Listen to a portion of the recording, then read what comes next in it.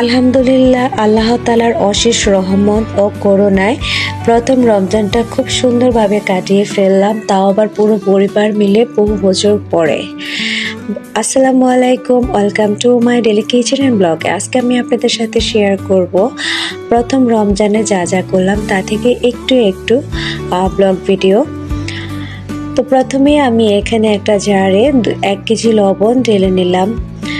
আপনাদের ভাইয়া গ্রামে যাওয়ার কারণে বাজারটা আমার সেভাবে আগে করতে পারেনি, তাই রমজানের আগের দিনই বাজারটা এনেছিল, কিন্তু আমি ব্যস্ততার কারণে আর বাজারটা ধরে নেই। আজকে যেহেতু রোজার সময় আর খাওয়া দাওয়ারও তেমন কোনো ব্যাপার স্যাপার নেই দিনে, তাই আমি আস্তে আস্তে করে সবগুলো বাজারে গুছিয়ে নিলাম আর আপনাদের সাথেও একটু শেয়ার করলাম। এখানে তেজপাতাগুলো পরবর্তীতে আমার আশা আছে এগুলো কেটে খুব সুন্দরভাবে ভাজ করে নেব, কিন্তু এখন যেহেতু সময় নাই সেভাবে, আর তেজপাতাও এখানে অনেকগুলো, তাই এগুলো আরেকটা জারে ঢুকিয়ে নিলাম। আর এইভাবে তেজপাতা রাখলে অনেক দিন দেখা যায় যে গ্রানটা থাকে এবং নষ্ট হয় না, চলে যায়। দারচিনিগুলো আমি একটা জারে ঢুকিয়ে নিলাম।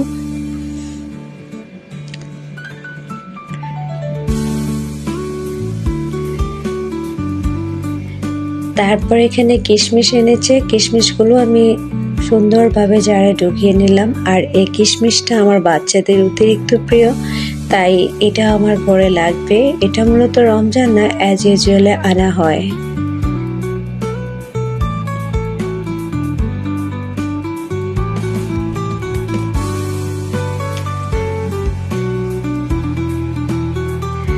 তারপরে হচ্ছে এখানে ইসবগুলো বসে আর তোকমাই, যেটা রমজানে না হলে আমার চলে না। পুরোটা মাসে খাওয়া দাওয়া হয় এটা, কিন্তু রমজান মাসে সকাল সন্ধ্যা 2 বেলায় ইসবগুলোর বসে খেতেই হবে। আর আমার ইসবগুলোর বসে শরবতটা না খেলে আমার মনে হয় যে ভালোই লাগে না। আর যাদের অ্যাসিডিটির প্রবলেম বেশি তারা অবশ্যই ইসবগুলোর বসে শরবতটা ইফতারে রাখতে পারেন। এখানে শুকনো মরিচ এনেছি, এগুলো পরবর্তীতে আমি ঢেলে তারপরে দিয়ে গুঁড়ো করে নিব। আর এটাকে আমি পলিব্যাগ সহই রেখেছি, কারণ এভাবে রাখলে শুকনো মরিচগুলো সহজে নষ্ট হবে না।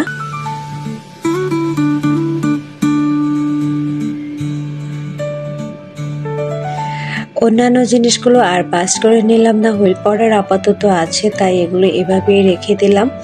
যতটুকু পেরেছি ততটুকু বয়ামে ভরে বা জারে ভরে আপনাদের সাথে শেয়ার করেছি। আর এখন জারেরও খুব অভাব পড়েছে সংসারে, কারণ সব কিছু যেহেতু জারে করেই আপনার ফ্রিজে রাখা হয়, সেহেতু জারে এখন পাচ্ছি না। তারপরে একটু বরফ রাখলাম, আপনারা দেখলেন।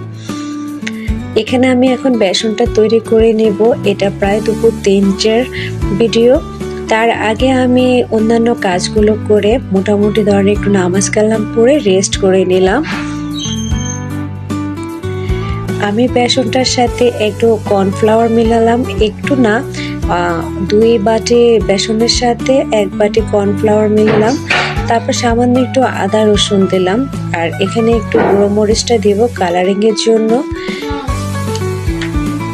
একটু লবণ দিব।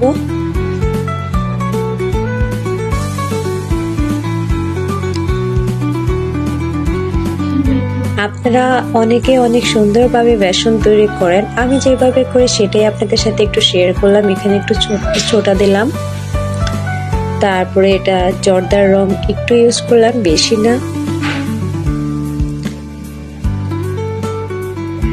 এখানে ফাঁকি দিয়ে আমি 5 ফোড়নটা ভেজে নিচ্ছি, কারণ আমি রমজানের ইফতারের আইটেমগুলোতে 5 ফোড়ন ইউজ করি, আমার কাছে ভালো লাগে, তাই এটা আমি রেখেছি। এখানে আমি একটু জিরের আর ধনিয়ার গুঁড়াটা দিলাম। এদিকে আপু পেঁয়াজুর ডালটা বেটে নিচ্ছে। অনেকে বলতে পারেন শুকনো বানানো যায়, হ্যাঁ আপু যায়, কিন্তু আমার এভাবেই পছন্দ, তাই এভাবে পেঁয়াজুর ডাল করলাম। এখানে আমি ফাঁকি দিয়ে একটু 5 ফোড়ন গুঁড়া দিলাম, সাথে শুকনো মরিচের ফাঁকিটাও অ্যাড করে দিলাম। তারপরে এগুলো আমি ভালোভাবে মিক্সড করে নিব। আমি এখানে ঠান্ডা পানিটা একটু করে ইউজ করে তারপরে পুরোটা বেসন এবার গলিয়ে দেব। বেসন গোলানোর পরে আমি সব সময় 10-15 মিনিটের জন্য রেস্টে রেখে দিই, তাহলে বেসনটা খুব সুন্দরভাবে মিশে যায়। যেহেতু অনেকে চালের গুঁড়ো ইউজ করে, তার কারণে দেখা যায় যে যদি রেস্টে না রাখে তাহলে সেভাবে মিক্সড হয় না। একটু রেস্টে রেখে দিবেন, তাহলে দেখবেন কত সুন্দরভাবে মিক্সড হয়ে যায়। এখানে আমি সব কিছু রেডি করে নিলাম ফাঁকি দিয়ে। এখন আমি একটু একটু করে সব কিছু ভেজে নেব। প্রথমে এখানে তেলটা দিয়ে দিলাম, আর আমি অল্প তেলে ভাজার চেষ্টা করব, বেশি একটা তেল ইউজ করব না। এখানে আলুর চপগুলো ভেজে নিচ্ছি। আলুর চপ ভাজা হয়ে যাওয়ার পরে এখানে আমি পেঁয়াজের ডালটাও ভেজে নিচ্ছি, আর এদিকে মাংসটা চড়িয়ে দিলাম।